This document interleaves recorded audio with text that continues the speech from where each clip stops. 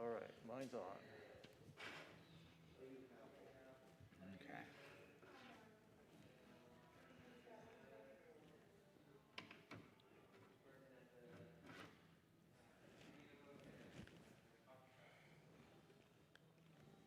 Is that Ella?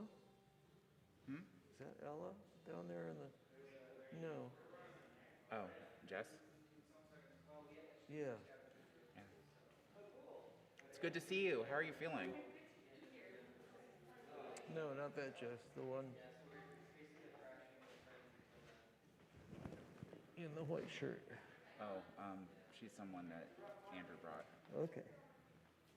I think he's introducing her to people. Is this sound on this? Nope.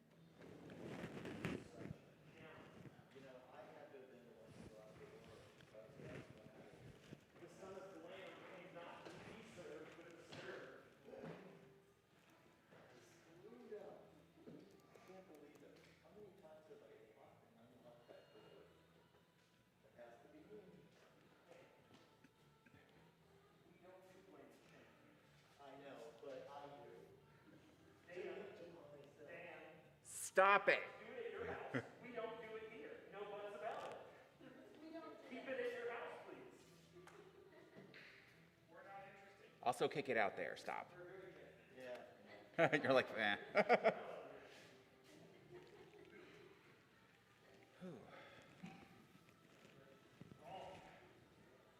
Let's see. You gotta ask my tech guy. He just wants to play this game. Is it possible? Because it says like bring it close to somebody who has the connection that has you as a contact. Is that a thing? Oh, enter the password for collective. Is this the Yeah. for the Wi-Fi? Yeah.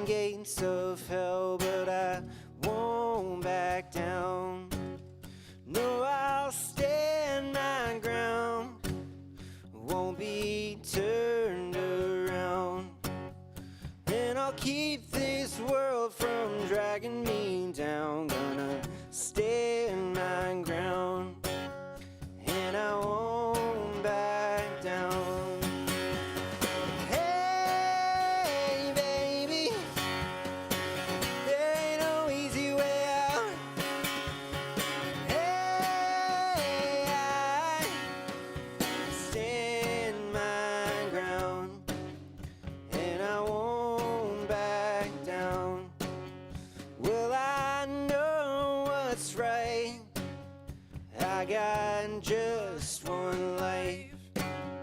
In a world that keeps on pushing me around, but I'll stand my ground, and I won't back down. Hey, baby, there ain't no easy way out. Hey, I stand my ground, and I won't back down. Hey, baby, there ain't no easy way out. Hey, I stand my ground, and I won't back down. No, I won't back down.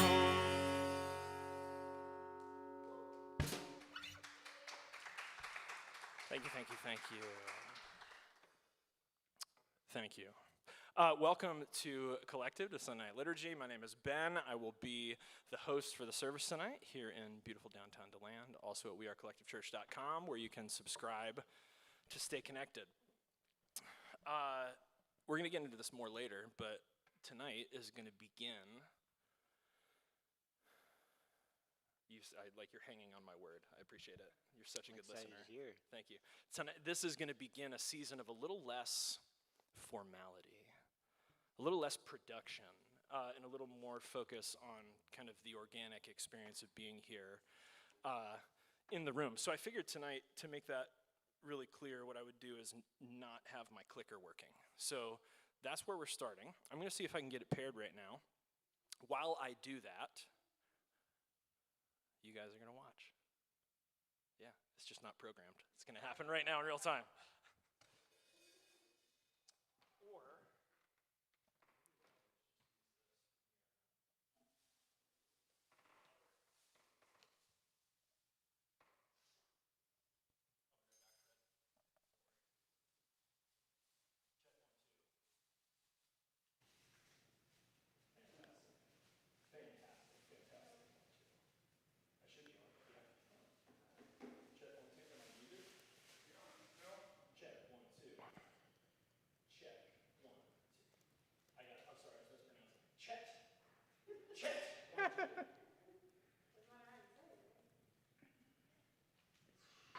check. See, it was check. It wasn't Chet. I was wrong. We're live streaming. We're gathering safely in person. Your presence makes us who we are. Our Sunday night service is what we call a liturgy, which means this is the work of the people, not that it's something that I do, not something that Freddie does for you or that anybody up front does for you, but it's where we come together and work out spiritual community together. Helping us do that work tonight, the work of liturgy, is Kenny and Steve, and any moment, Bill Brennan will be here, and he'll take up his rightful place at the right hand of Freddie on the couch of glory. And then you'll get to know Bill. He's going to lead us in meditation tonight. We're going to have a conversation. Actually, the five of us are going to have a conversation about faith and what's going on with faith, so that's coming. Our artist in residence, Fred Wilson. Fred, glad you're here. Excited to hear more about the house meeting. Dan, thank you. You guys, Dan makes coffee, and he gets here every week, and he smiles. Yeah, that's worth it. I think we should applaud for that. You can't hide it because I see your eyes. He says that I can't tell he's smiling. Yeah. Yeah, I know smize. I was born in the 80s. The point is, we all are Collective Church. Steve, would you read the community statement for us? Remind us what that means to us. Thanks. Can you hear me? We can now. All right. We value highly the metaphor of journey.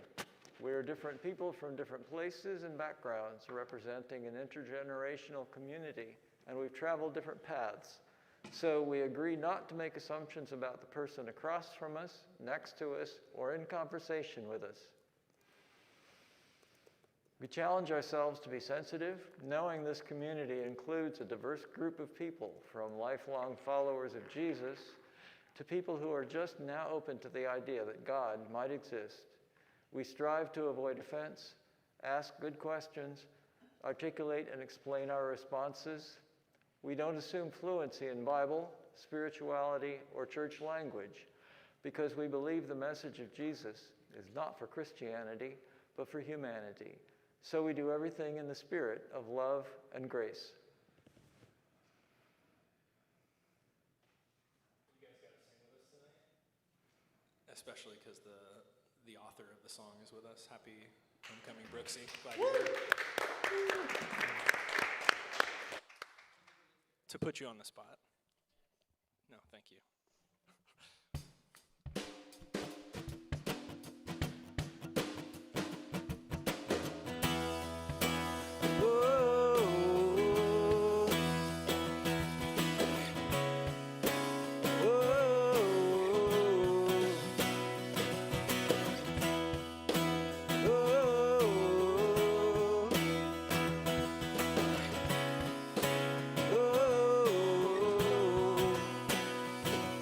Travel different paths with beautiful people with messy pasts. So have no fear, no judgment here.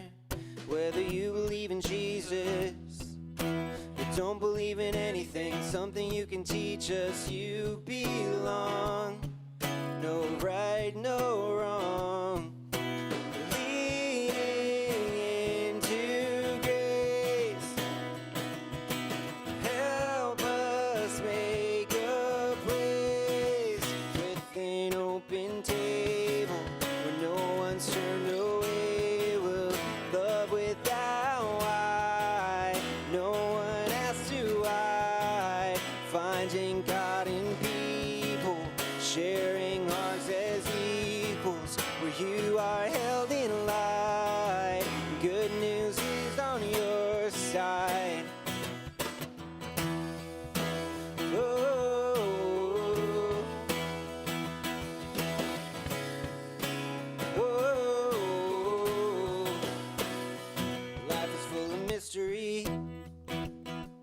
Solidarity helps us to find some peace in the great unknown.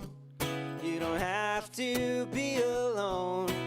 Leaning into grace, help us make a place with an open table where no one's turned away. We'll love without why. No one asks to hide. Finding God in people, sharing hearts as equals, where you are held in light. Good news is on your side. Oh, oh,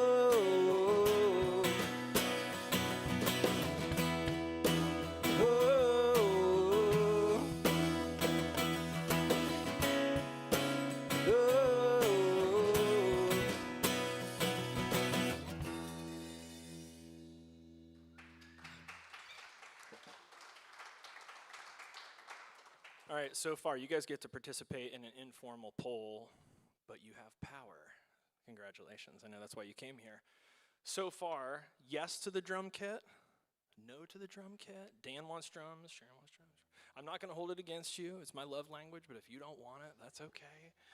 Joy likes, okay, good. So far we're for the drums in general. Feel free to participate if you're with us online. Shoot Kenny a message that says drums. Or, I don't really care for percussion. Would you please turn down that racket? You could also tell him that. So either it's drums or I don't really care for percussion. Please turn down that racket. The choice is yours. Feel free to text Kenny now. The phone lines are ringing. Excuse me, there were two choices. The choice is, I want to help you succeed. I'm here for you to win. Drums was the first one. I don't really care for percussion. Please turn down that racket. That was going to be the second one. I feel like this is a bumper sticker or a t-shirt that's coming to be. Oh my God, I didn't know Bill was on the couch. That's terrifying. Hey, Bill. Welcome to the neighborhood. So let's, we've said it, we've sung it. Kenny, let's talk a bit about how we practice the community statement this week. And then if you guys have some questions, you can do that as well. We always say this at the end every week.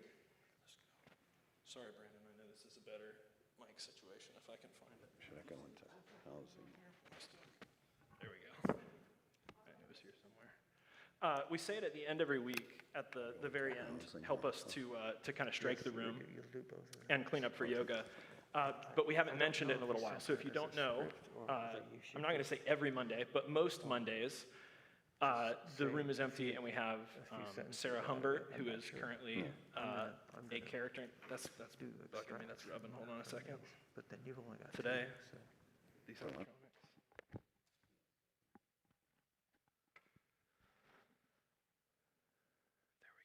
So Sarah comes and leads yoga. So if you haven't had a chance to come, and she's phenomenal. She's funny.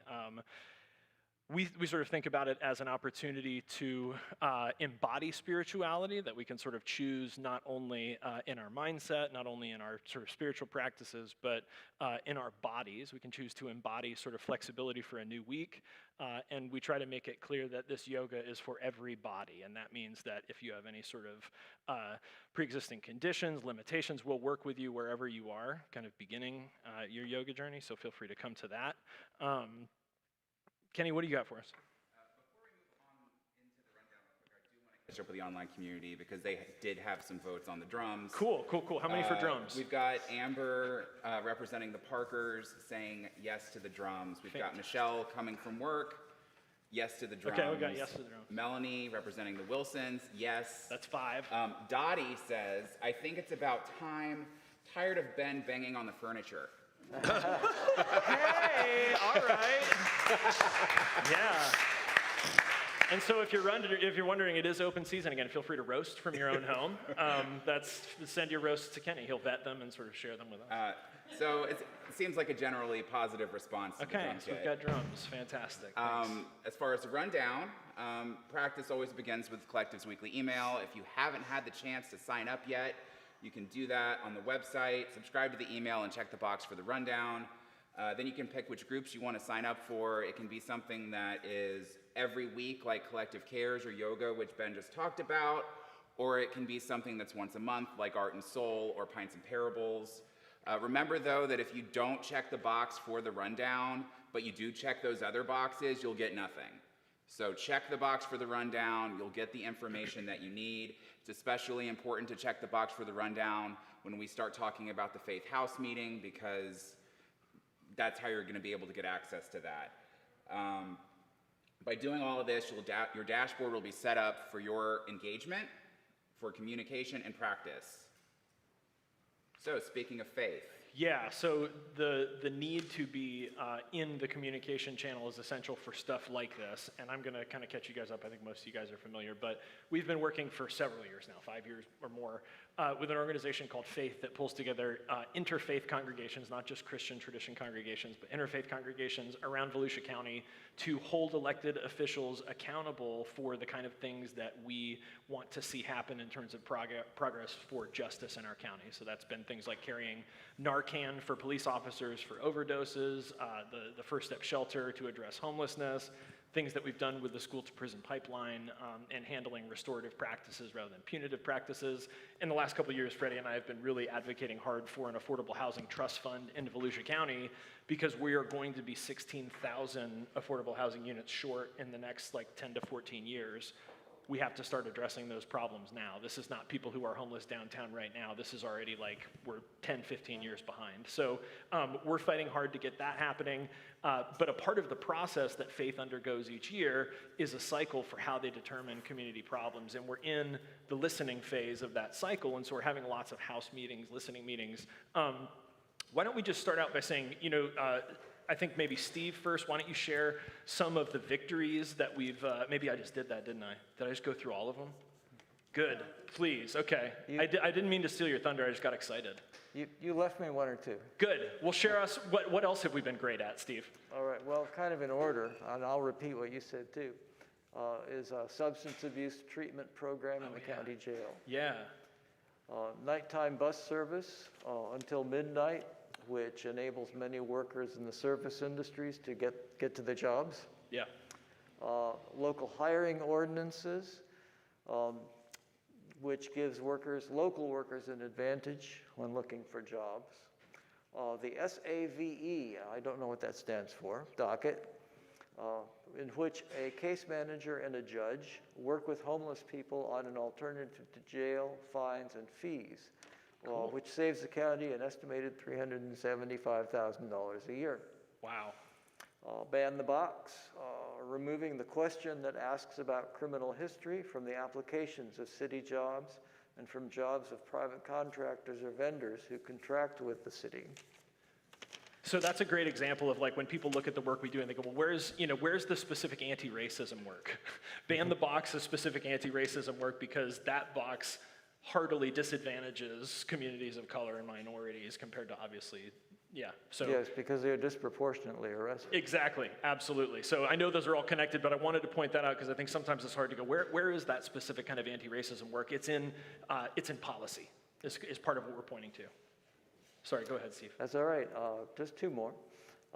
First Step Shelter, which I think you mentioned. Yeah. It was an 8-year campaign to get funding for a homeless assistance center called the First Step Shelter. Narcan, which I think you mentioned, getting the Volusia County Sheriff's Department and Daytona Beach Police Department to carry Narcan nasal spray, which reverses the effects of opioid overdose. And that's it for me. Well, thank you. Bill, what did you bring to share with us about this season and this process? Faith is currently involved in 3 major issues. The first is criminal justice. Bill, turn your mic on, sorry. I thought it was on. Testing. Yeah, Try it's the on name, now. try the Green name light's Chet. on. See if Chet will get it to work. The green light's on. Are you on? Am I on? Yeah, Yes. yeah, thank Okay. you. It's because I said Chet. Go ahead. Okay. The first current issue is criminal justice. In 2012, Faith uncovered stories about children who committed minor offenses, some as young as 5 years old, being arrested, branded for life as criminals. Arrests followed children into adulthood. It keeps them from gaining meaningful employment, housing, military service, and college scholarships. Even with the long and expensive process of expungement, a second-level background check still finds arrests. As an alternative, Faith has been pushing local law enforcement to ensure that every child has access to civil citations. And we've made some great progress. Earlier this year, Faith caused local controversy by holding our sheriff accountable to commitments he made about civil citations.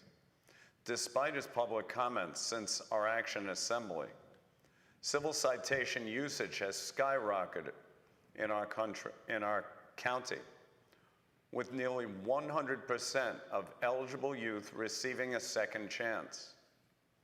Now, Faith is interested in expanding civil citations to adults who commit misdemeanors, minor crimes.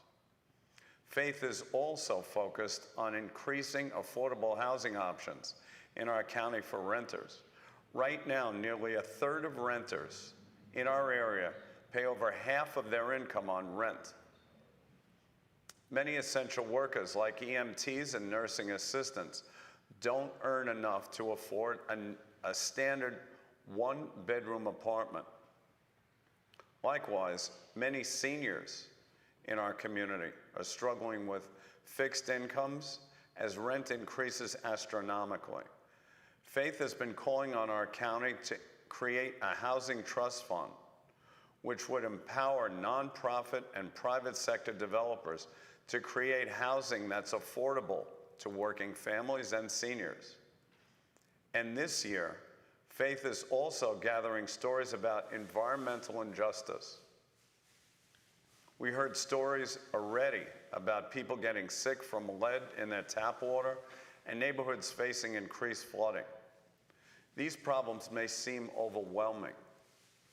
Alone, we were unable to make even the slightest difference, but together, through faith, we can make things happen. Please join us on Zoom this Thursday as we discuss these issues and how we can make all the difference together. I believe that's 6:30 this Thursday night, the 30th. Yep, And that's correct, 6:30, yeah. And we wanted to reiterate, thank you, Bill, very much. Thanks, Steve, also. Let's give them a hand. Thank you, guys.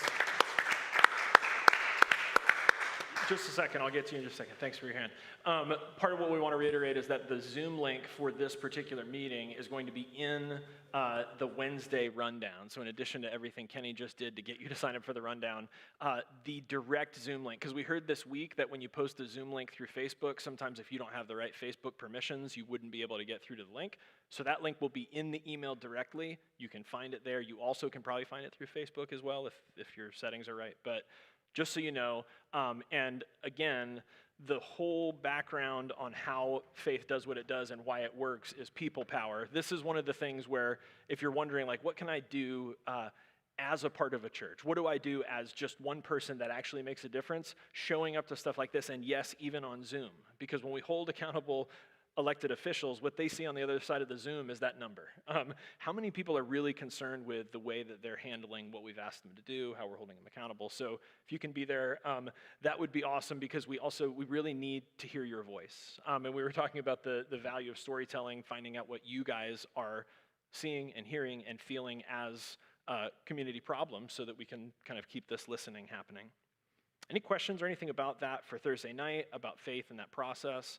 I should have also said Freddie is a full-time organizer with Faith. I keep gesturing to you, but hadn't said that, I don't think. So yeah, Freddie's our resident expert and also an organizer. But Wouldn't say expert, but well, close enough for us. But if you want, but it's important to say if you do want more info on Faith, you want to talk to Steve and Bill. They're going to be kind of the justice coordinators for our congregation. So Freddie's an organizer, but see them about getting involved. Get with them about Thursday night. Yeah, what's up, Bill? Most of us in the evening, if we're not sitting in front of a television, we're sitting in front of a computer, we're sitting somewhere. You can actually sit in front of your computer and make a difference. Yeah. By doing this, and not have to even leave your house. And they're counting the numbers, and the politicians pay attention because of the numbers. Yeah, that's right. That's right. So we can exercise our influence for sure. All right, we were going to talk about pints, but I think we're going to skip over that because Heather's not here, and I think we wanted her to kind of connect with that. So, yeah, is that it for us, Kenny, for the rundown? Well, I do want to mention that Collective Kids is next that's week. right. So we begin a new series together next Sunday. Ginny Beth will be back to host kids on the 3rd. Awesome. So if you have kids, bring them. And if you don't have kids, invite some families who do, and hopefully everyone will have a great time. Awesome. Ultimately, remember the point is the practice. Showing up, giving, and serving are some of the ways that we practice together. And so from the rundown to our weekly practices to giving financially, make your plan to do now what you might not want to do later. Of course, if you need any help, I'm more than happy to help you after the service. And since we've talked a lot about practicing this week, let's actually practice together now. Bill, will you lead us in silence? That's me, isn't it? Yeah, I'm going to have, actually, I'm going to request this. I don't usually script it, but I've been missing it. I'm going to ask Bill to lead us in what I call like a diminishing mantra, just a phrase that sort of drops a word off each time. And I think the effect that I've had, Bill's been kind of leading me and leading us in this for a few years, is sort of the seamless sense of disappearing from self as each word disappears. Is that me? Oh, it's Steve. I thought it was me. I was like, I'm not hardly moving. So it's a really great exercise to kind of guide you from almost a present awareness of yourself to, for me, by the time we get to the final word, it feels to me like a bit like floating, like zero gravity, like there's kind of that sense of release once you've said that last word. So I'm going to ask Bill to lead us in that, and when he gets done, I'm going to ring the singing bowl, and we're going to sit silently for about 3 minutes. So go for it, Bill. Be still and know that I am God.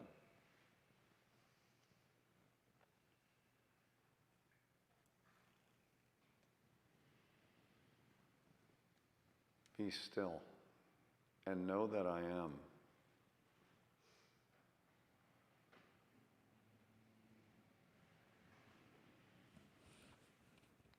Be still and know.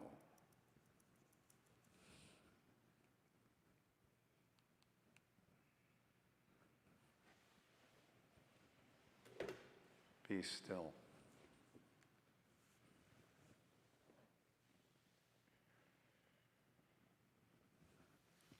Be.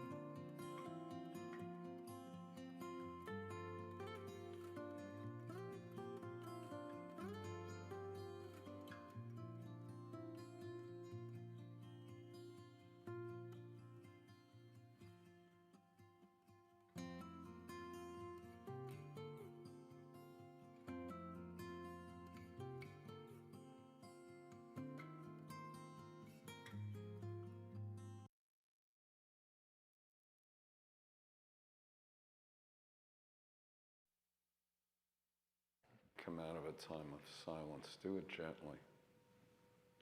Ask God to feather God's peace into the rest of your day and week. Like a painter feathers one color into another with his brush.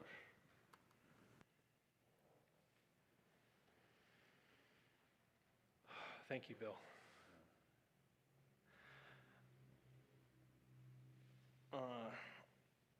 You know what? I think that it might feel a little disjointed to read from the book of Hebrews right out of that silence. So let me set this up a little bit. You know what? No, I'm going to do it. Let's do it. This is Hebrews 12. What do you guys need to know? We don't really know who wrote Hebrews, this book. it's different. It's definitely different. There's some differences in the way it's written, in the perspective, some of the language. And one of the reasons we know for that is that we're pretty sure it's a female author. And she is a fantastic writer. So we'll get into this a little bit more, but just wanted to give you that. We're not sure, but we're sure whoever she is, she's pretty phenomenal. Therefore, since we are surrounded by such a great cloud of witnesses, I don't know any men that would write that. That's a pretty great line. That's a fantastic phrase. Therefore, since we're surrounded by such a great cloud of witnesses, let us throw off everything that hinders and the sin that so easily entangles. And let us run with perseverance the race marked out for us, fixing our eyes on Jesus, the pioneer and perfecter of our faith. For the joy set before him, he endured the cross. For the joy set before him, he endured the cross, scorning its shame, and sat down at the right hand of the throne of God. So there's a ton of stuff in here. We've got 35 sermons and only about 35 minutes. So we're going to come back and touch on a little bit of that stuff. What's up with collective is the question tonight. It's what we're addressing. So this is 2 weeks on What's Up. Last week, What's Up with Ben. And if you weren't here for that, you might want to catch up on that. Little self-disclosure, vulnerability. This week, What's Up with collective? And I want us to start with where we all are, rather than starting with where things are. And I think those are different. We could talk about the mission and the property and the numbers and the members and the strategy and the cash flow and the projections and the timelines and the benchmarks and the outcomes. I'm curious about what's going on in your chest. What's going on in that wiggle, that heart, my heart, collective's heart. Where are we? Not where are things. I know where things are, and we don't really have much control over that. Where are we? I shared this, I can't remember. I went looking for these notes and I couldn't find them. It doesn't matter. It's a part of me now. I shared this, I think, at the beginning of the year. This beautiful example that the very best satellite, and I mean, if we go for who is it? Jeff Bezos, Blue Origin, and Elon. If we put all their heads together and we send the best satellite to the edge of the universe as we know it, we are pretty sure that 100 years from now, a faster, better satellite will pass our satellite long before our satellite gets to its destination. That's the way progress works. That's the way technology works, which means if you look at it through one lens, that's a failure, right? We built this amazing satellite, we sent it to wherever, we know not where, and it didn't make it, but it got passed by this other satellite. So we could look at it as a failure. We also could look at it as the process of progress itself. Like, we don't get to the better satellite 100 years from now unless we continue to innovate, unless we send a satellite now, even though we know that satellite isn't going to make it. We won't get to connect those evolutionary steps. How does this satellite become the satellite 50 years from now, become the one 100 years from now? Even though it's a failure on paper, that innovative process, the entrepreneurial process, the design thinking process of, and this is so much like what we just talked about with faith. I mean, this is the way design thinking works, because I think this is the way the universe works. This is the way evolution works. We listen, we ideate, we prototype, we test, we adjust, right? We listen, what's the problem? We ideate, we try to solve the problem. We build a prototype for solving the problem. We test whether or not it solves the problem, and then we adjust based on whether or not and to what degree it solves the problem. This is how we're wired. If we don't keep failing at this satellite, they never get to the satellite that works. There's another way of putting this, which I think is one of the most generous stories. This is, man, if there's something that's saving my life and saving my faith in my faith, it's this. Failing doesn't mean, and failing really is like a function of where you freeze the frame, right? I don't want us to paint with the brush of failure because like we're here and this place is amazing and we're doing it.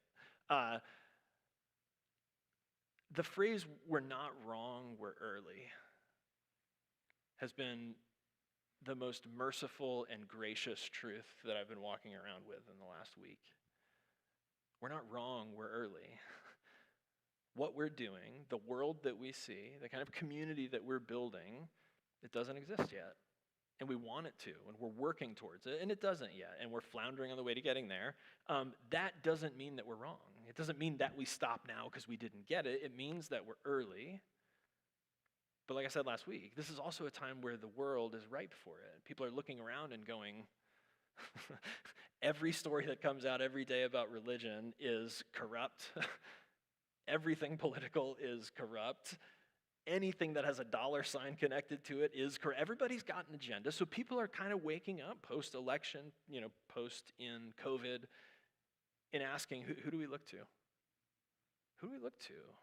Who are we willing to let lead us? And that's really what they're asking is who is a credible voice in the marketplace of the incredible, which is kind of where we're living. Dan mentioned we didn't get the song together, but the song 100 Years From Now. And I want us to adjust our perspective a little bit. I think that's part of the middle space that I want to live in tonight is the space between how important it is that we're anchored to a tradition, the great cloud of witnesses, and how important it is that we understand ourselves to be building satellites today that are for a world that we'll never see. I think it's so important for us to be suspended between knowing where we came from and knowing where we're going. And it's okay to be in this middle space and not know exactly, but we're tinkering. We're working on satellites, and that's okay. Moses stands on the edge of the wilderness after 40 years, and God says, good job, but it's not for you. 40 years invested in an outcome, only to be told it was really ultimately about the process, right? Did Moses know that he wasn't going to get to go into the promised land? Who knows? But he got them to a new frontier. And so for us, we've been wandering in this wilderness for about 4 years. It's not 40, but it's also not comfortable. It's been plenty of desert for many of us. But ultimately, this model didn't prove, right? The satellite, part of what we're acknowledging at this point in the life cycle of Collective is that the model didn't prove. The satellite didn't get there, which again is not that we're wrong or we're horrible or we failed. It means that we're early and that we need a new model.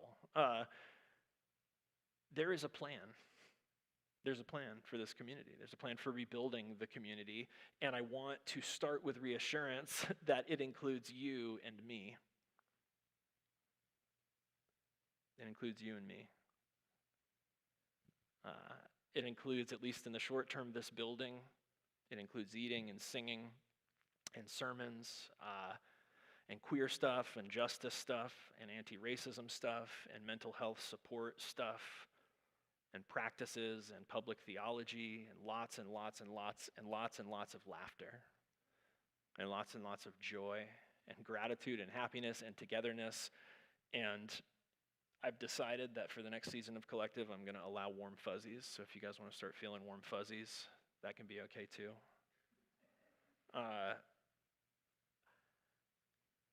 It also includes, you're like, what's the catch? It also includes some change. And if we've learned a single universal lesson from the world's great religious traditions, it's that folks love change. I'm sorry. I mean, all change is loss. That's what I meant to say.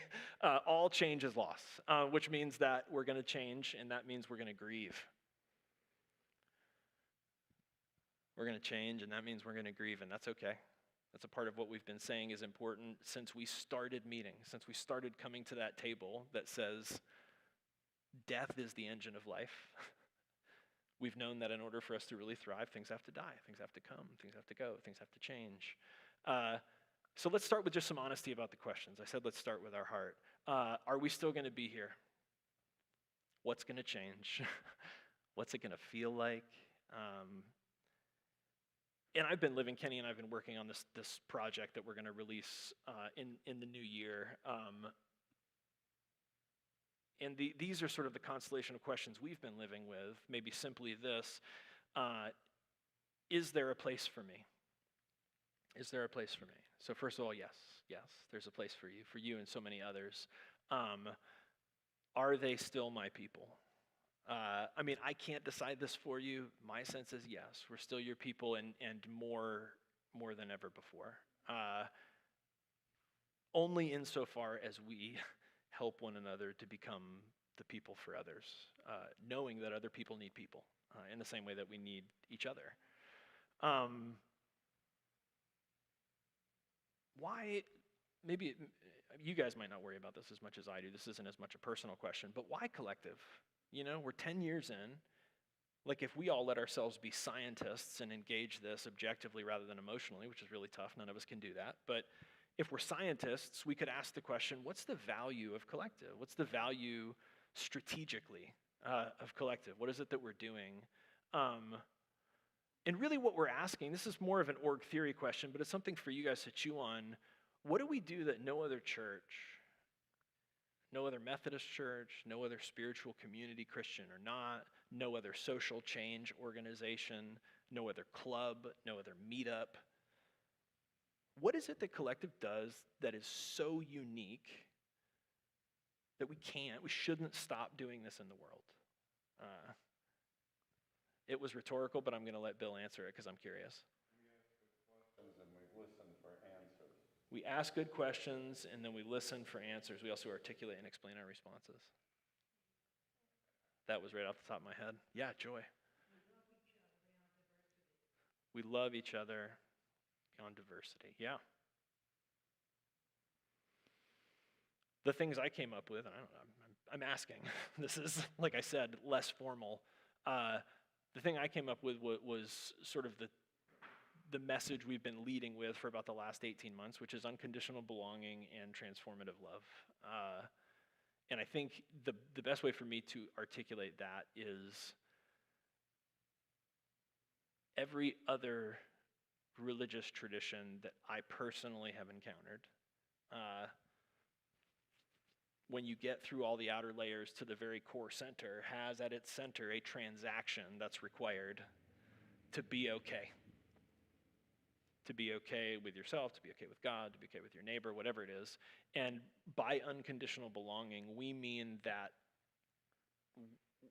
and not that we believe it all the time, and I don't even know what I mean by saying believe it, but that we're choosing to believe, that we're willing ourselves to believe. That there's a form of love without transaction. That good news is actually that good. That you're okay just because you are, just because you're okay. That no one has to do anything. You don't have to believe anything. I can't remember who it is, but simply to accept that you're accepted. To be okay with your own okayness. So unconditional belonging, transformative love, open table, that's a word that I think is really important, that we do differently, I think. No one will ever be turned away. And then I think, especially in light of what we're talking about tonight, freedom to fail, freedom to make mistakes, freedom to take some risks, freedom to be a congregation again that says, you know what? This has always been something that I thought might be connected to my own spirituality or spiritual practice. I wonder if there are other people in town. I wonder if there are other people at Collective who might also engage spirituality like me, and risking putting yourself out there to find those people, not to invite them to church because you think I'll entertain them, but to engage in the work of spiritual community, to get to know one another, to ask hard questions that don't get answered by Bible verses or belief statements. but that get answered when people die and we sit quietly together.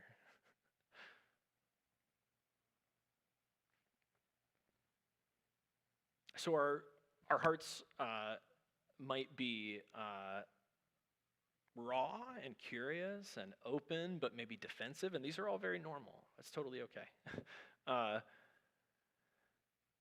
Let's start with these words of comfort, and then I want to sort of paint a picture for where I think we're headed, which is actually what I'm most excited about. What's next is sort of as the path for us. So this is the basic thing that I want you to hear tonight, which is, and if you're online with us as well, we're still going to be here. So question one, is there a place for me here? Yeah, there's a place for you here. We're going to be here, and we're going to be us. We're going to continue to be your people, and you are going to continue to be our people. And not only can you connect, but more than ever, the future of this community depends upon you connecting. That's going to be essential. So I want to break these down. We're still going to be here, and there's a place for you here. That we gather as a church, as a community, is a matter of calling. How we gather as a church changes. It has to change to serve the mission and the congregation and where we are. And so I want to say, and I was trying to think about how to communicate this, we're still going to be us. We're still going to be us. We're still your people. It's still collective. We're still going to be us. And you're still, this congregation is going to be ours. And we are still us in the same way that you're the same you. I got into this in 2011, guys. So we're still going to be us. Collective 2021 is still going to be us, right? Collective 2013. In the same way, you're still the same you were 10 years ago. Does that make sense? Are you all exactly who you were 10 years ago? No, right? And so in some sense, it's lunacy for us to pine for a collective that lived in a world 9 years ago. Yeah, are we still us? Community statement, absolutely. Are we still going to live these values? Are we still going to do? Absolutely. In an entirely different world, right? We've changed, we've grown, we've been through so much. So yeah, we're the same person. In the same way, collective is the same person with all kinds of healthy failure, growth, change, expansion, awakening, self-awareness. I was thinking about it. I am, if we just use this arbitrary number, 10 years, I'm 10 years more a parent than I was 10 years ago. I'm 10 years more divorced, or, a few anyway. I'm 10 years more ordained. I'm 10 years more drunk and then sober. I'm 10 years more mental health aware. I'm 10 years more close to being properly medicated for the first time in my life. And I'm 10 years more skilled at hiding my own bullshit. So let's be honest about what we mean when we say, is collective going to be the same? Yeah, it's going to be the same. In the same way that you all are the same. It's grown up, it's changed, it's been through some things. So, and then not only can you connect with who we are and what we're doing, but again, the future of what we're doing depends on it. And maybe you're wondering, this is like, why do we come to church in the first place? Like, how is what we're headed towards, how is this going to affect my experience of God and of community? And I think, as always, the answer to that is going to be however you want it to whatever degree you want it to. Positively or negatively, a lot or a little. The bottom line is this: things have changed. Right? Let's boil things down to the simplest truths we can. Things have changed. And so, things must change. Right? Because if things have changed, things can't stay the same. If things change, things have to change. We're still going to be here. We're still going to be us. Your presence still makes us who we are.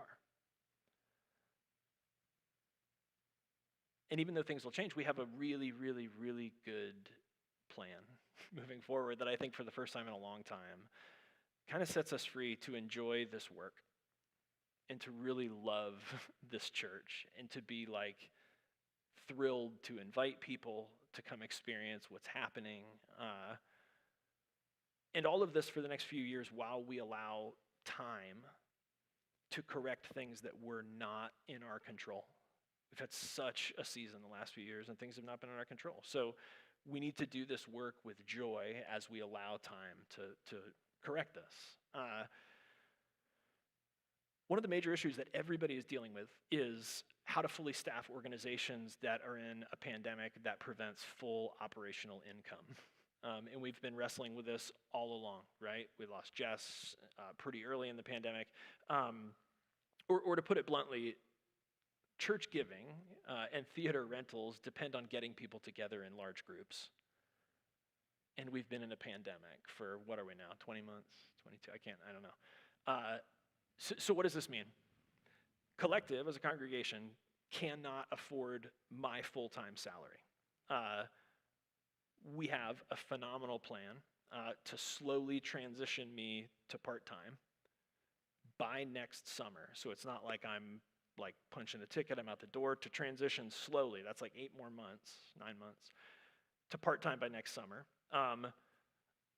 Yes, part-time changes things. There's no way it doesn't. It absolutely has to change things. But again, there's a plan in place. And there's a plan in place like we haven't had in a long time. And I, more than anything, I think what I want you to hear from me is that I think this is the next right thing. Arriving there was not easy. I'm not going to lie to you about that. That's really, really tough. You may not realize this, but I was finally ordained to fully connected Methodist ministry about 7 weeks ago. So yeah, it's tough to kind of get into that and then choose, but I think this is both the best shot that Collective has, and honestly, I'm not that worried about success anymore. I think we did it. I think the first 4 or 5 years of this thing were just, it was it. We won it, we did it, we learned so much. In this season, whatever with the success, I think we're poised like never before to actually do the helping work that we felt really, really compelled to do together. And I think the world needs it, like it has not ever needed the help that we have to give. So we have this plan. Things are going to change, but I really think it's the next right thing. So what's going to change? I'm going to go to part-time. The other thing that's going to change is that the feel of the services is going to start to feel, honestly, Kenny and I were talking, maybe like a hybrid of what it used to be on Alabama and what it is now. We've gotten some really good feedback in the last few months about the way that the intentional production in order to keep pacing and attention with our online community, who we love and care about, that has diminished the sense of intimacy and vulnerability in the room and the ability to have the kind of conversations that right, wrong, or indifferent this congregation's known for. And so we decided, and after a year of conversations, that what it is that we create in this room, we can't compromise this in order to overdo it with the online community, or we lose this. And so we're going to focus on what it is that we do best. We're going to try as best we can to make those conversations and that content accessible to the online community. But because of the culture that we're trying to build in order to become what we're trying to become, I need the clarity of focus to put my attention on you guys in this room, the conversations that need to be cultivated. So that's going to be a change. This is not a change, but more so than ever, we're going to have to view me as the guide rather than the hero. And this was the Christmas Eve sermon last year, right? Jesus is Yoda, he's not Luke. I can't any longer, and listen, I understand. I know that I'm the brand. I know that I'm the one that gets up and gives the talk. I know that I'm the one who, no matter what somebody asks, I can explain how Collective does what it does and our theology. I get that. And I don't have any problem being the face of it. I get that that's how communities are built right now. And less so can we depend on me doing it all, and more so we're going to have to depend on you guys coming alongside. So involvement. And then membership, and I don't know what this is going to look like. I'm excited actually about this conversation because it's kind of foreign to Collective. But one of the things that we've realized recently is that for the next season, we really are at a point where we need to know who's with us. We need to kind of go, hey, who's the team? And how are we going to sort of build that team? So we're thinking about what that means, and it doesn't necessarily have to be that word, partnership, membership, but we need to figure out what it means to be committed to this, at least for the next season. So what's coming up? Let me give you a quick picture. What time is it? 5:56. We're doing great. Are there any questions? Because you guys can feel free to interrupt me. Not yet? Cool. Well, we'll get to them. Oh, yeah, Bill. I'm going to give you some examples. That's great. Bill asked, when you say involvement, what all does that entail? Well, let me be super, super clear. At the simplest level, it involves doing the things that nobody else wants to do. It involves becoming employees of the church because we only have one part-time employee. And then it's everything annoying that you don't want to think of that has to get done every time. Open the doors, sweep, check the trash cans, check the bathrooms, turn all the lights on, make sure the AC's set down, and when everybody leaves, do all that again. I mean, it's operational stuff that if we don't have the revenue to cover those costs, we do it ourselves or we don't have it. So there's that side, and then there's also, I said this last week, there's leadership. And the difference between leadership and I guess the hero or the guide, you could be a bringer, and you can go, hey, I found the coolest hero. This is John the Baptist in the Gospel of John, right? John the Baptist has his own followers, and here comes Jesus, and John says, hey, that guy has it going on. You should go follow him. So you guys can be bringers. You can go, hey, I go to a great church, and you know what that church is about? It's about Ben. So come and see what Ben has to say. Or you can become leaders, and you can cultivate relationships such that you earn credibility and trust with people. And that way, when you say, I've really found something valuable at this church, I wish you'd come and check it out with me. It has to do with your credibility, with your spirituality, and with somebody's trust in you. And so ultimately, it's not adding more work to me. Because if what you do is bring more people for me to care for, it's neat to have more people in the room, but it's not sustainable. I can't be friends with 40 or 50 or 70 people, and part of what this congregation has always done really well is learn to listen. This is a recurring theme. Learn to listen and learn to take care of each other well. So what's coming up? Let me give you this quick picture. Thanks, Bill. That was a great question, and I'm gonna hit on that actually a little bit more. I'm not going to go into detail, but we're going to start next Sunday a series called Shelter that's going to take us all the way through the fall, including Advent.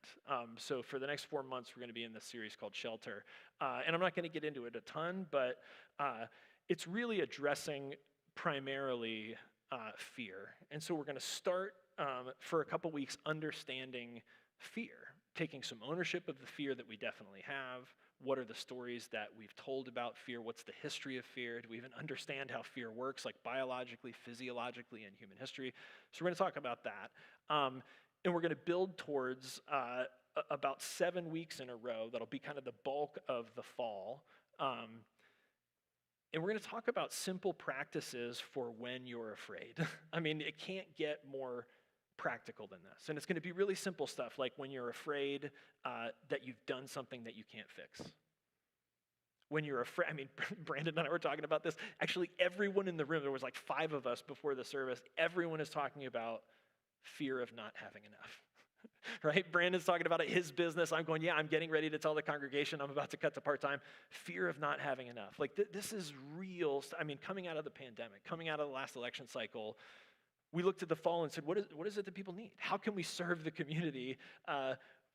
Well, man, the market is hot for fear right now. And so if people are looking at practical ways to address the way fear is taking quality of life from us, if it's making us less present to our families, if it's making our work diminished, we can address this. And we can do it in community, and it's easier in community.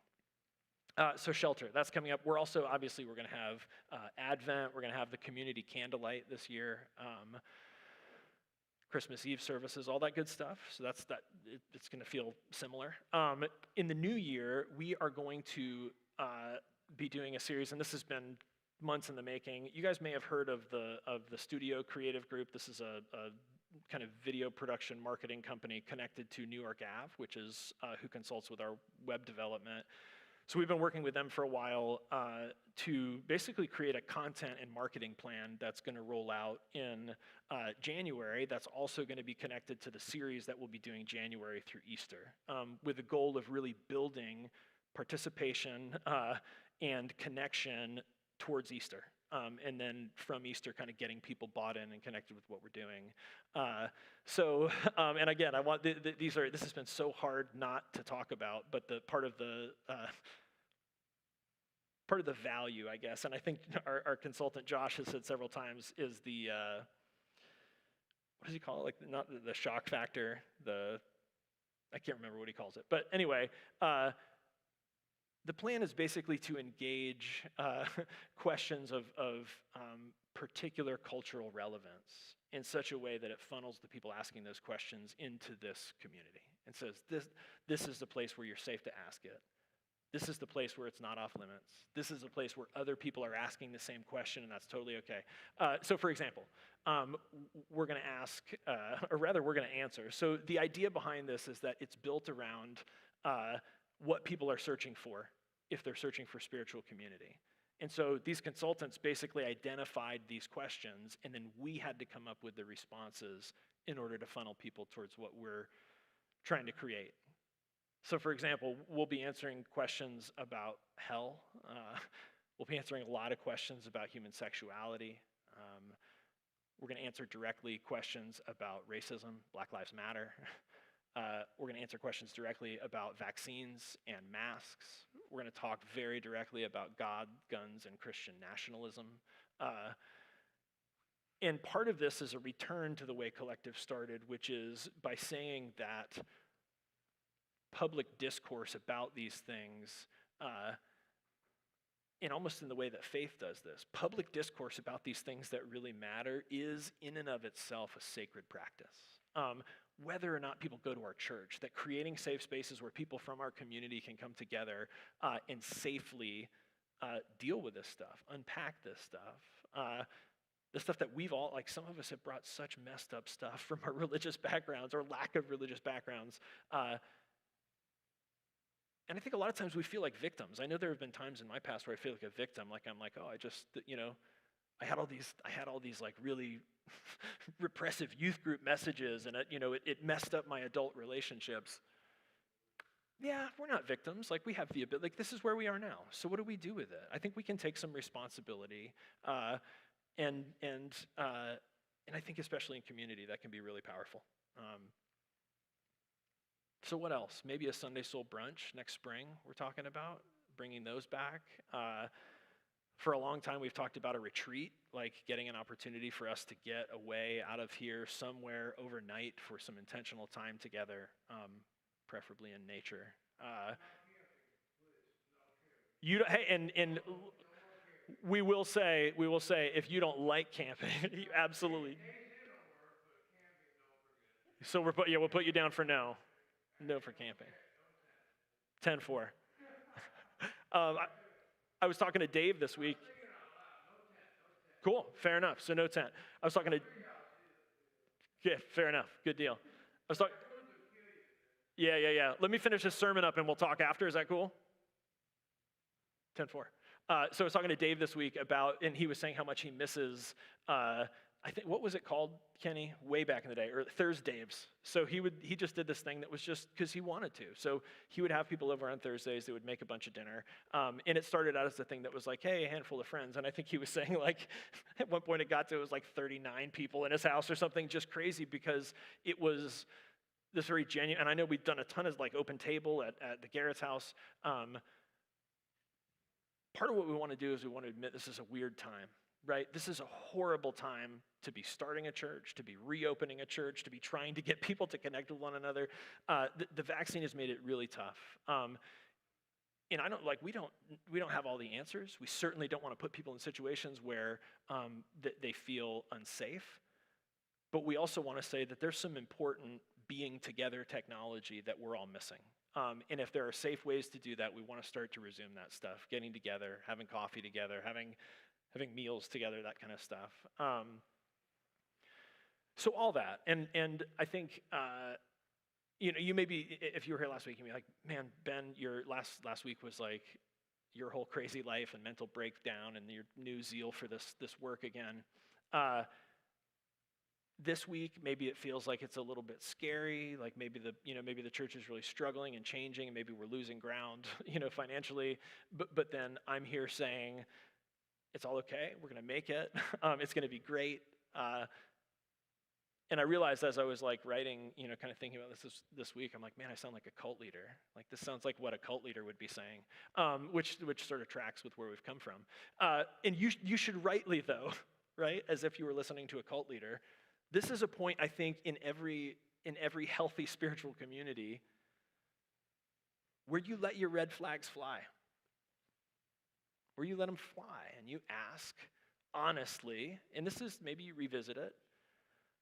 Where am I in all of this? Because I've shared a ton last week about me. I've shared a ton tonight about kind of what's going on with Collective, and I think that's kind of the question for us to turn to is where you guys are.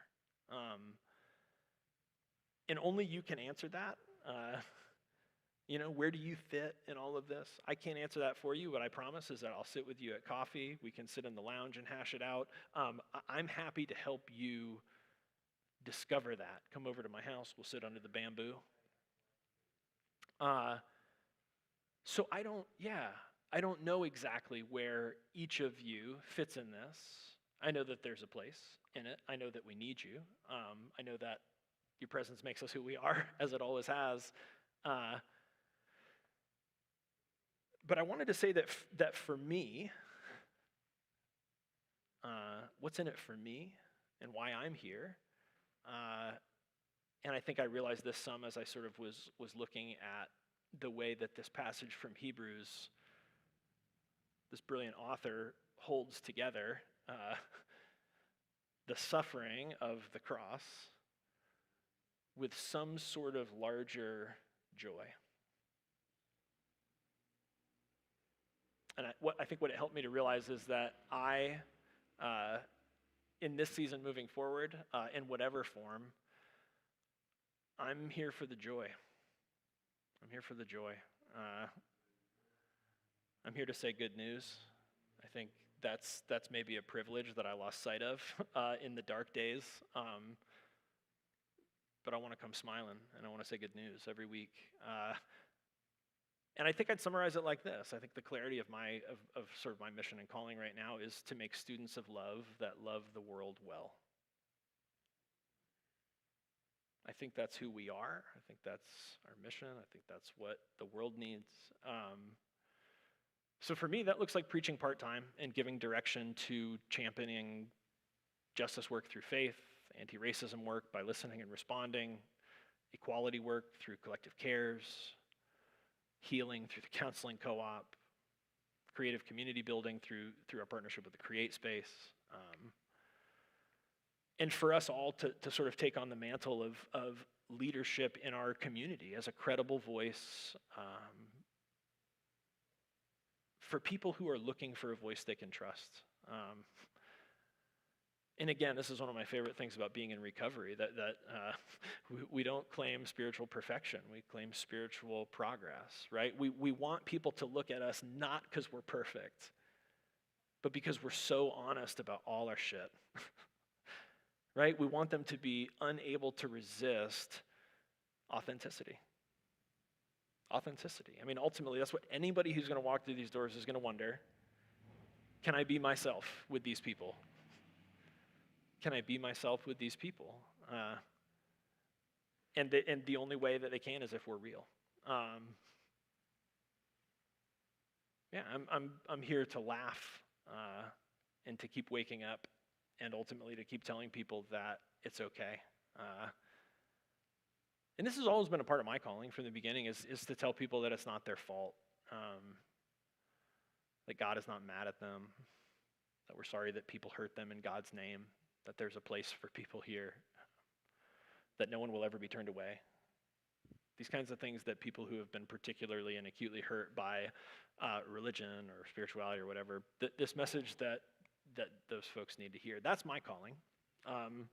That's the clarity that I've arrived at in this season. My hope is that and I assume this because you're here, that you hear something in that that's exciting for you. And I hope that you hear something exciting in that you want. But I want to clarify this. I hope that there's something in that you want not to consume as a customer. Like, I hope what you hear is not like, oh, thank God, Ben's still preaching, right? Like, because that's what I really need to be here and to be happy. That's fine too. I love preaching. I mean, that's a lot. I mean, I like it. That's why I'm here. I like, you guys are a captive audience. I get to be here and talk. I hope that there's something that excites you, that's not just something you want to consume, but something where you feel so strongly about it. And this is, I know Jim Kane is watching from home tonight, but Jim talks all the time about the way internal callings arise, and then whether or not we as a congregation see those callings and come around them.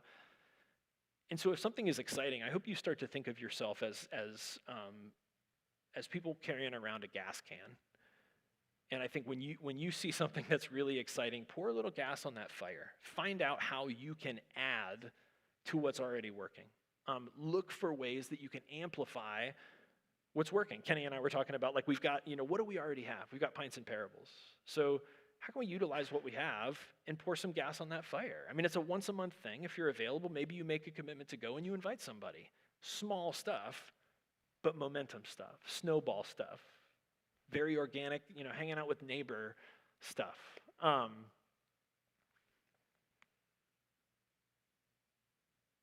at the same time, and this is the exciting part, so that's me, right? That's my thing. That's what I'm going to give my time to in this next season. At the same time, you all may have callings arise naturally. And I think typically these things are like things that we can't shake. We try to put them away, we try to hide them, we try to tuck them away, and they're like fire in our bones. We just can't get rid of them. They can't be extinguished. And maybe you feel like you're supposed to serve the LGBTQ community. Maybe like Dave, you want to start a counseling co-op and care not only for people, but care for the caregivers. Maybe like a handful of us, you want to start death-positive programming as we near 1 million deaths in our nation. Maybe you want to hold local authorities accountable for affordable housing as the eviction guillotine gets ready to fall again. And 1,000 more things that we don't know about because you guys haven't brought them to us.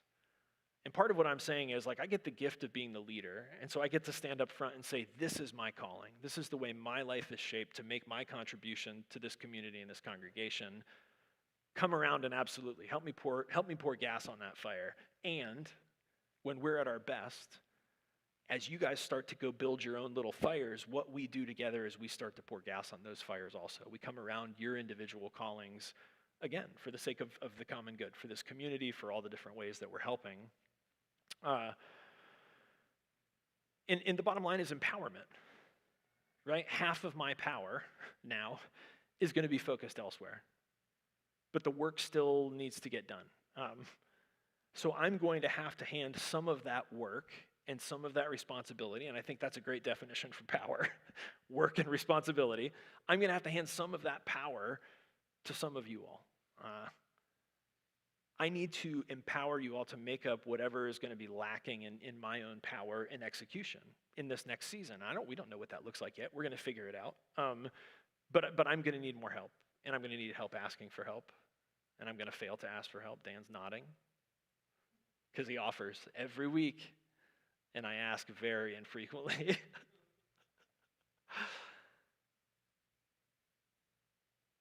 What time is it? Oh, man. Therefore, since we're surrounded by such a great cloud of witnesses, let us throw off everything that hinders and the sin that so easily entangles.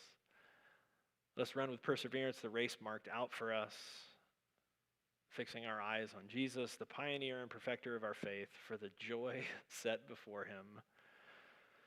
He endured the cross.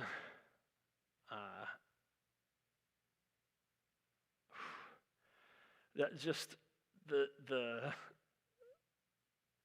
whiplash of that contradiction it's simultaneously so much that I can't process it. And it's also so familiar after the last few years that it feels like home. I mean, for me, the phrase that I've been walking around with the last couple weeks is the joy and the meat grinder. The joy and the meat grinder. I mean, for the joy set before him, endured the cross. The great cloud of witnesses. I think the flip side of the power of tradition is vision, and I sort of said this a second ago. We anchor ourselves 2,000 years back to a guide, right, Jesus, from a tradition that was 4,000 years in the making before that. A great cloud of witnesses. Abraham, about whom we know, God said that the entire world will be blessed through you all. And we look forward so that we all, especially in uncertain times when we're scared or we're unsure, we look forward so that we can feel assured,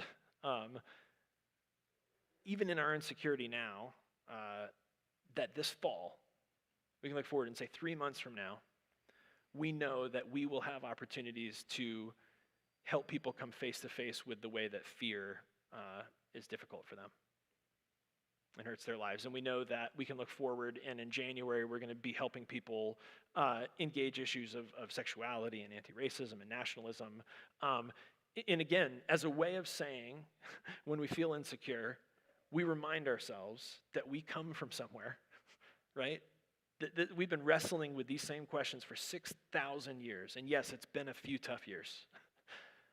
We haven't been to exile in Babylon, and the story kept going through that. Yeah, it's been hard. It's been the meat grinder, to be sure. People have been through the meat grinder. For 6,000 years, they've been through the meat grinder, and what we know is that every time that cycle comes back around, they come up for air asking this question. What did that mean? Where is God in that? What are we supposed to learn about how to make a life from that? How does what I've just endured lead to more love and not less? And I think we need to be reassured that we come from somewhere. We come from a great cloud of witnesses, and there is joy set before us.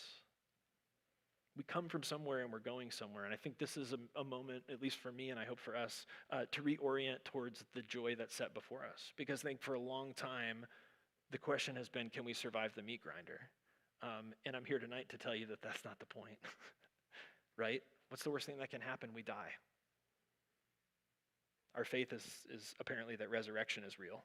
So the meat grinder can't really take us out, right? What's the worst thing that can happen? And here we are. We come from somewhere, we're going somewhere, and things are changing. That's scary. That's scary. And lots of times the things that hinder and so easily entangle are really the name of the things that prevent us from facing what's scary, right? The things that hold us back.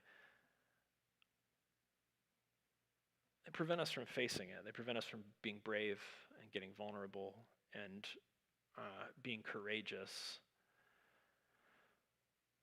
And I wonder if you guys are aware, and if not, spend some time this week thinking about it. What are those things for you? What are those things? And I love that he uses the word easily. What are the things that hinder you and so easily entangle? And I'm not talking about Dana Carvey, the church lady, right? Like sin and Satan. I'm not talking about what I'm wondering about TikTok. I'm wondering about the habits that so easily entangle. I'm not trying to have a conversation about your moral deprivation. I'm talking about how are you wasting your time? How are you wasting your money? I'm talking about the sin that so easily entangles. Not the things you're afraid like that people know about you and your deep, dark secrets. I'm talking about the stuff you're just wasting it every day. You're not living up to what you could be doing. Whatever that is, you know it. It's not for me. I know what my stuff is. And I think part of what the author of Hebrews is saying is that if we satisfy ourselves with the things that easily tie us up, we don't ever get under that to the joy set before us. And I know that's been true of me. That the things that have really so easily entangled me over and over in the last few years have clouded my ability to see that joy that's set before us, and to enjoy the work and to find joy in succeeding in that with other people. And that's where I think I'm headed. That's where I hope that we're headed.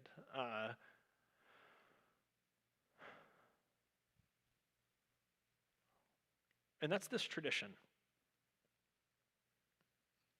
That's the ultimate contradiction.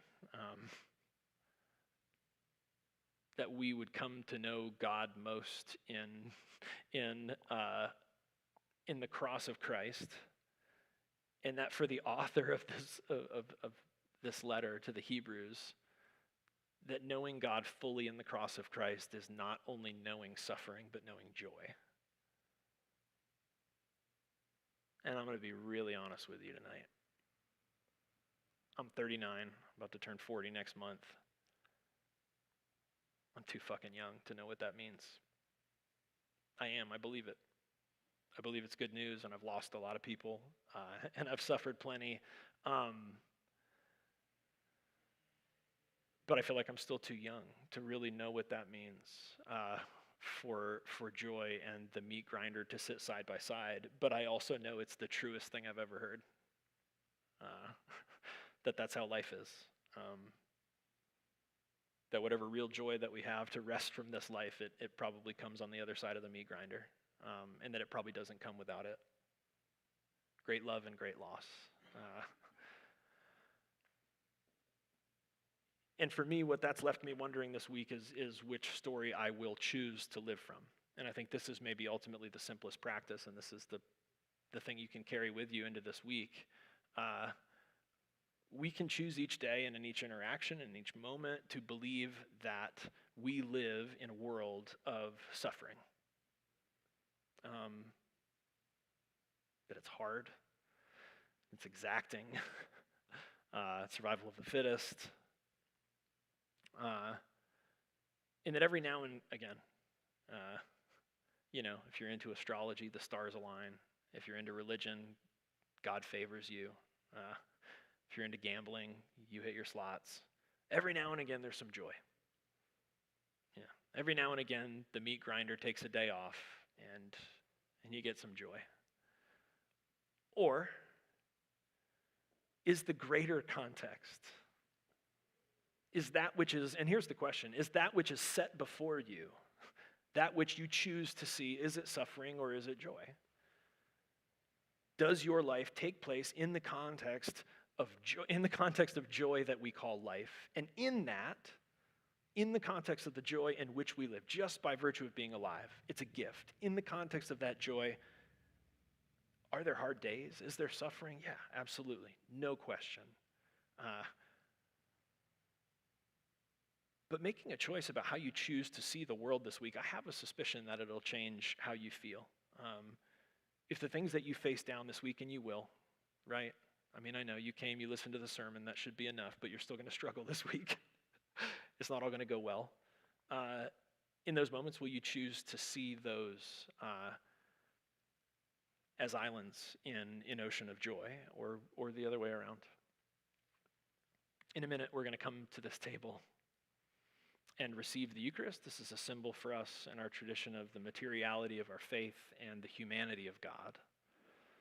This is a reminder that we ourselves, each of us, are the body of Christ. We as Christ's body to be given.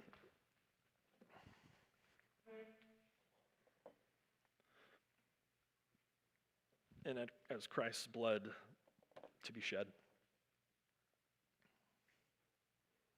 The table of this unconditional belonging and transformative love is set for us tonight. The table of this joy and suffering are open to us and to all people, and no one will ever be turned away. When you're ready, feel free to come, let's share this meal and these words, bread for the journey, and nourishment for the soul. Come when you're ready.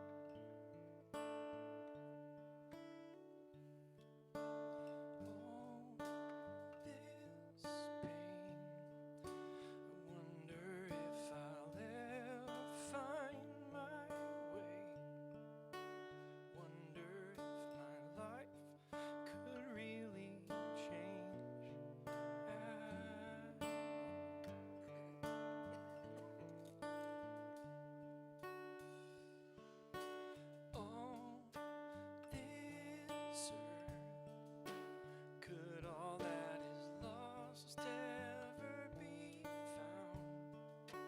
Could a garden come up from this ground at all?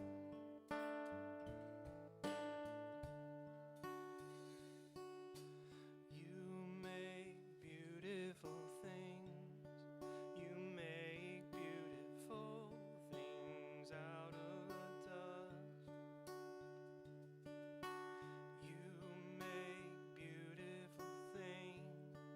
You make beautiful things out of us. All around, hope is springing up from this old ground. Out of chaos, life is being found in you.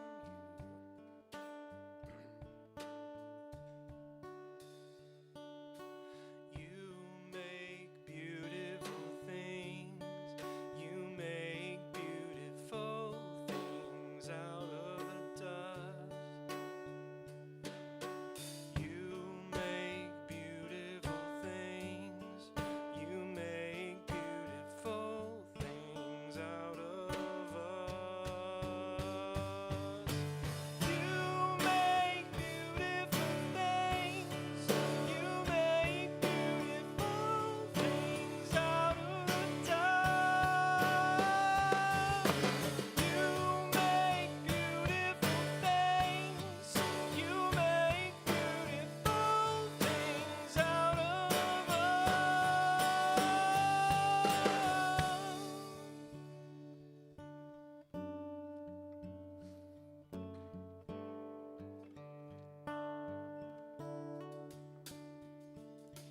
You make me new.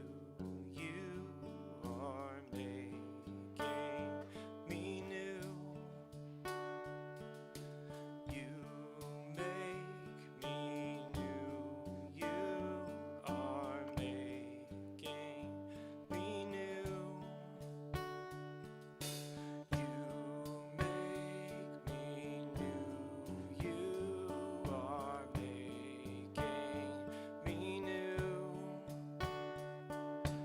You make me new. You are making me new. You make beautiful things. You make beautiful things out of the dust. You make beautiful things. You make beautiful things out of us.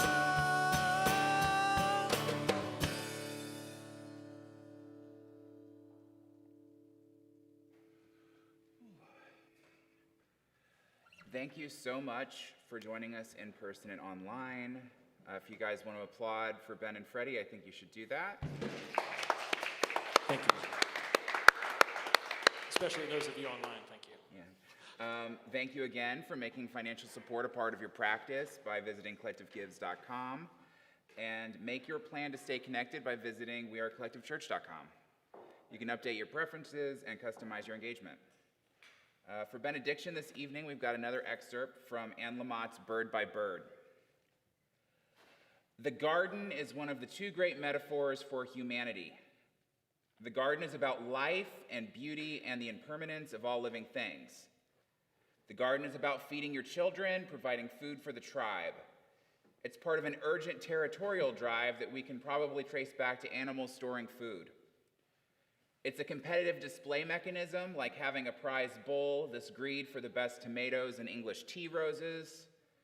It's about winning, about providing society with superior things, and about proving that you have taste and good values and you work hard. And what a wonderful relief every so often to know who the enemy is. Because in the garden, the enemy is everything: the aphids, the weather, time. And so you pour yourself into it, care so much, and see up close so much birth and growth and beauty and danger and triumph. And then everything dies anyway, right? But you keep doing it. Ooh, that was a good one. My goodness, yes. That might as well have just been the summary of the sermon. Thank you. Fantastic.